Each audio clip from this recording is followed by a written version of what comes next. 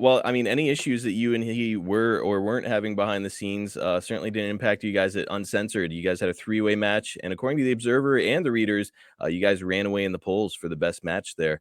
Ordinarily, Raven, I We hear, did. yeah, you guys were the best match on that poll, and actually coming up, your next match alone with DDP is also going to win best match. So, Yeah, Meltzer. I don't recall anything in the Melcher with me ever being the best.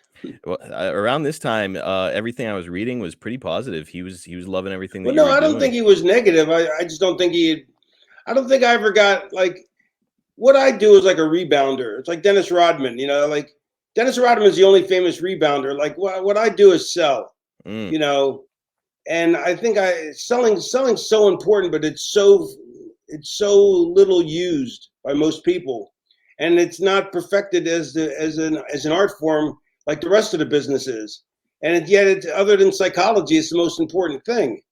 And so like it's like the guys who catch the guys who are doing the flips out to the floor, but the guy who catches them is just as important, but gets none of the credit.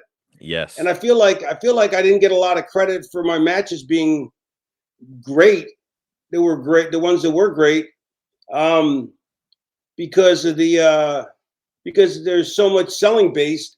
Like me and Dreamer. I don't think me and Dreamer ever got the true credit for our matches that we got for our program. Our program got hailed.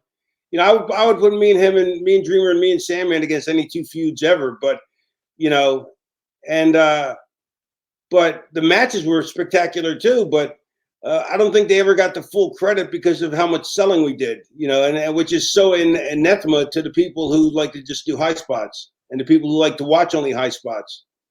The diehard fans still point to you and Dreamer all these years later, much like you and Paige. I mean, there were two incredible rivalries, and yeah, it's Well, I think it's the casual fans too. I just think it's the smart fans that want more action.